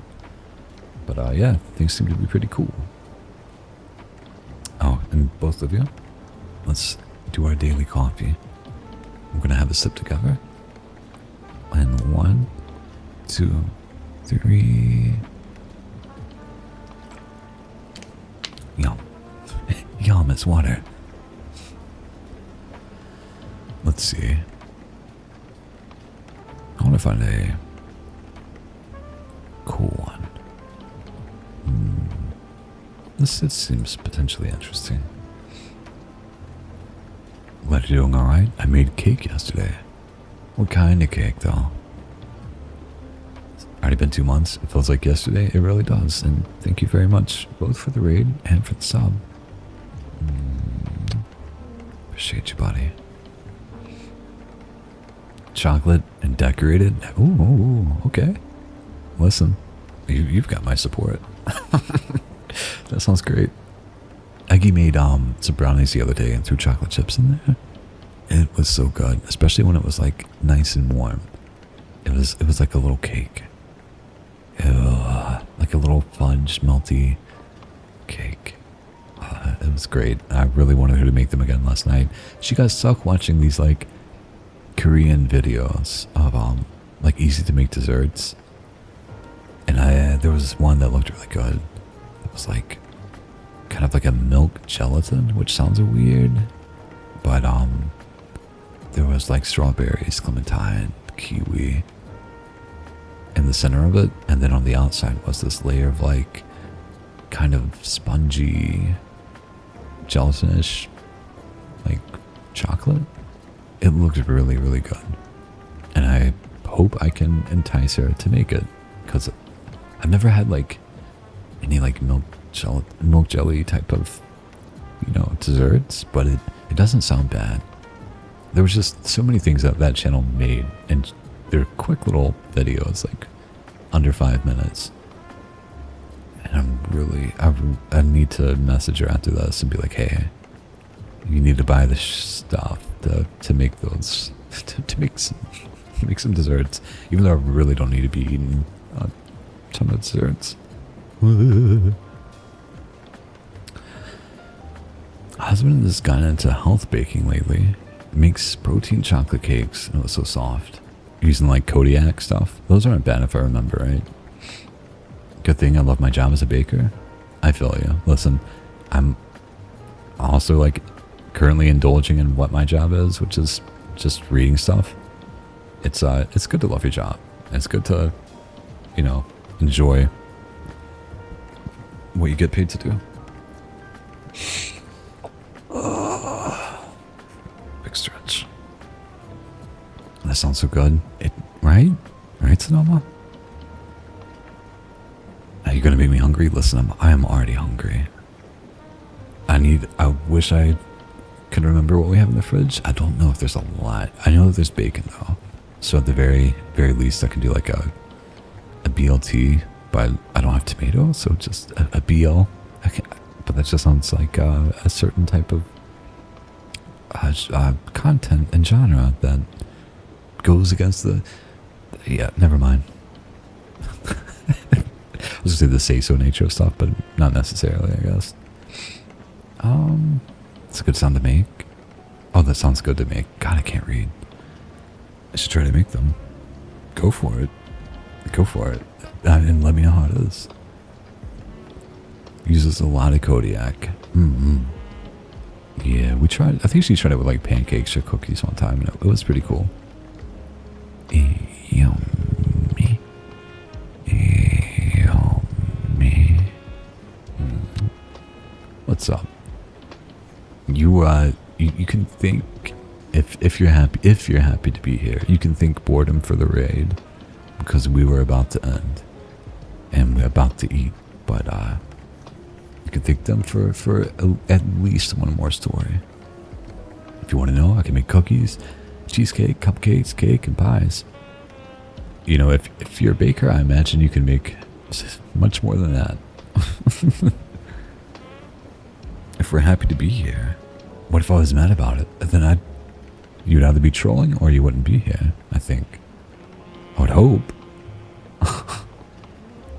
I remember. I remember. Yeah, I can make you into my friend. I don't want to be an ingredient. Don't let your friend eat me, please. Oh no. The story that we have here is titled, I got a job as a security guard at a lab. The only rule is to let no one in or out. Bum bum. Let's go. I was anxious about my first day on the job. I didn't want to screw things up again like I did at the last one. Dr. Mary had hired me for a simple position with good pay. I'd be the night security guard for a private lab. It was located just outside town and in an area full of abandoned buildings, the kind of place where you'd expect no one to ask questions. I arrived at 7 p.m. sharp, and she was waiting in front of the door. The rules are simple, she said, her tone strict, and I suggest you write them down because we've had issues with the previous guard. No one enters the lab unless I'm here, and no one leaves either. The last part caught my attention, but before I could ask why, she continued. I hired you because I know you'll do what's necessary to follow instructions, right? There was something in her eyes that made me understand why I had given this a chance. No one in the right mind hires an ex-convict as a guard unless the job requires special care. Understood, I said quickly. No one in or out without you here. Dr. Mary gave a faint, satisfied smile and went on to show me the rest of the facility. It reminded me of the infirmary back in prison. The lab had a main hall with 3 side doors beside the exit. One led to a small break room, another to the security office where I spent most of my shift, and the last, protected by a badge reader, open to the experiment chamber, where she and her two assistants went in and out during the day. Before leaving, she told me that the room was the most important one. I was allowed inside, but I was to guard it at all costs. The first few hours of my shift passed quietly. I watched the exterior cameras, checking the empty streets outside, trying to figure out why she was so strict.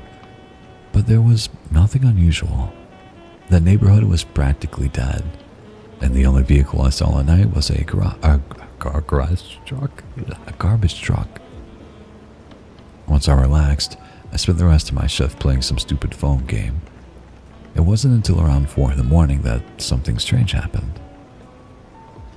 I left the security room to grab a snack from the break room, but as I crossed the main hall, right in front of the experiment chamber door, I heard a sound. A low, wet grunt. It paused, then started again, slow and irregular. It went on for several minutes before fading away completely.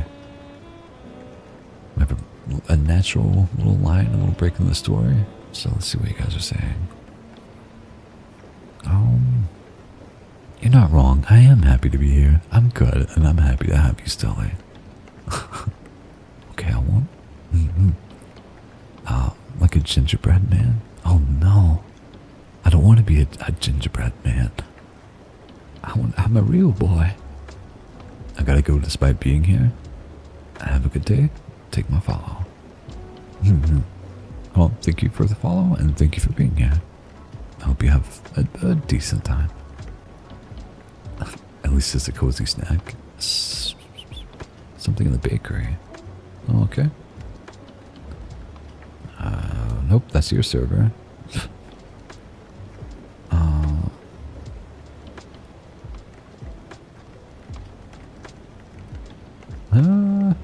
We'll see. We'll see. Okay. At 7 sharp, Dr. Mary's car pulled up. I grabbed my stuff and met her by the entrance. She asked if anything unusual had happened. I told her no. Whatever sound came from that room, it wasn't my problem. As I got into my car to finally head home, another vehicle arrived. Not the assistants, but a large man came out of it, clothes covered in dirt. Dr. Mary opened the door for him, but he went inside carrying several black plastic bags. The next few days followed the same routine, except I started paying closer attention to the sounds coming from that room. There were 2 or maybe 3 voices, not talking exactly, more like moaning in pain.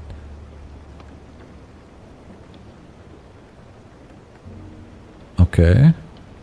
Well, likely listen to you, but maybe light explanation after. To bakery. Yeah, it's a server that Eloise, Sue, and Ayumi kind of collectively started together to help keep me organized and keep me supported and lightly guide me towards appropriate actions and things to do. Just, a mod support group, I guess, kind of. Listen, Stilly, they really do. They really do. There is no denying that at all. I'm very fortunate and lucky with my friends.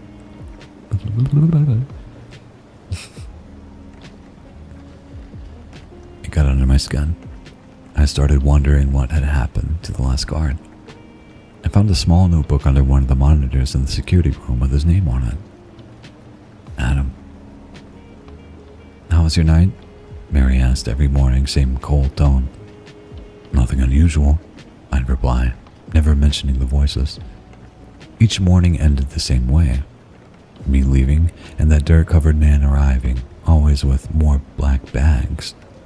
I kept wondering what kind of research requires deliveries like that.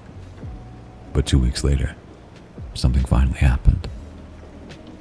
That night, like always, I pressed my ear against the metal door, trying to make out the voices. Between the groans, I heard a full sentence for the first time. A whisper from someone in agony. Kill me. It repeated again and again. Kill me. I went home and couldn't sleep. Something was very wrong inside that place. The name of the previous guard, Adam something, stuck in my mind. So I decided to look him up. It didn't take long before I found a Facebook profile that matched. Same city, same line of work, private security. I clicked on his page to see more, but what caught my eye were the last few posts tagging him, all from a woman with his last name. Missing. Father of 2. Last seen heading to the Walmart near the highway. If you have any information, please contact the number below. I leaned back from the screen, a chill running down my arms. Could his disappearance have anything to do with the lab? I spent the rest of the day digging through whatever I could find about both Adam and Dr. Mary. She had once been a tenured professor of medicine at an Ivy League university with dozens of publications in experimental medicine. But after a certain year, her name vanished from every record I could find. By the time I drove back to the lab, my mind was racing. I was turning through those thoughts whenever my phone started vibrating. Are you on your way? Dr. Mary's voice sounded strained. There's been an emergency. I'm 1 block away, I told her. When I pulled up to the lab, she was standing outside, furious, yelling at her 2 assistants. One of them ran, she said sharply as soon as she saw me. Who ran? I asked. One of the subjects, she snapped. Just go. Bring it back. She pointed toward the alley behind the lab, a narrow path that led into a stretch of abandoned lots. I followed that way, flashlight in hand, noticing a trail on the ground. Red, brown, yellow. Streaks of something that looked halfway between blood and chemical residue. My steps quickened, though part of me wanted to turn back. Near the edge of the property, I saw the subject laying on the ground, trembling. When I got closer, my eyes struggled to make sense of it. It was shaped like a man. Thick legs, a narrow torso, and arms that didn't match in color or texture. The skin was a patchwork of tones. His head, pale and swollen, was attached to the neck with a mess of stitches and wire. One eye was milky white, the other turned towards me. I froze. The face, gray and slack, was Adam's. For a few seconds he just stared, his mouth twitching, trying to form words. And then came, "Kill me. Kill me." Oh. See, that was an okay story. That was an alright little story. You forgot about the furball redeem? Yeah. Listen, you guys wanted it, and you guys got it. F.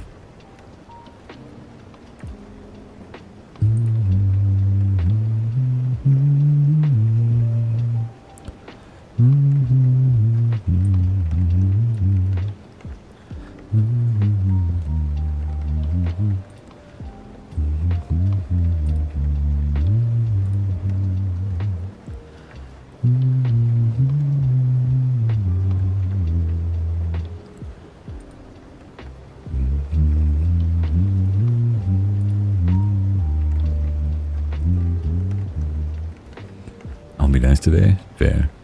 I've never redeemed anything. I kind of think I should choose the furball as my first. Well, listen, Snowman, if that's what you want, go ahead and do it, because we're about to end. I'll pet him after as a reward if you do. Oh no. Oh no. Again, for those of you that are Ko-Fi supporters, if you listen, Snowman, it's perfectly fine. We'll get you well trained. There's no comment on that.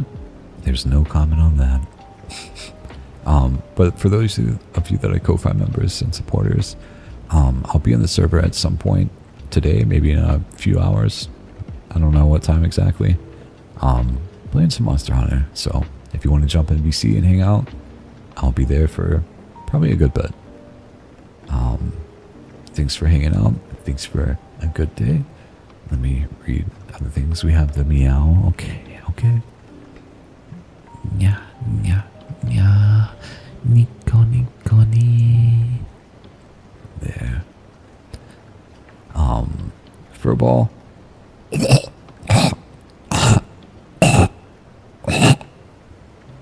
There we go. Okay. We are going to be rating someone. But thank you guys again. I appreciate you hanging out. I hope you sincerely enjoy the furball.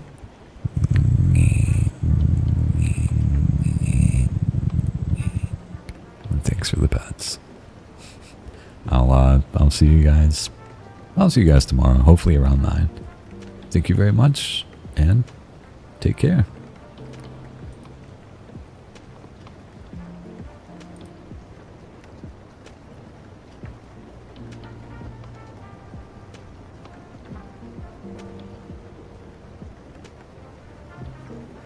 Tofu. Thank you for the raid.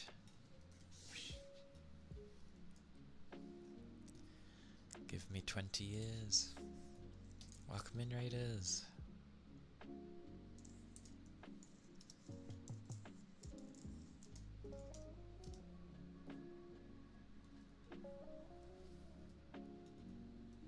Yep. Oh, I hope you had a nice stream.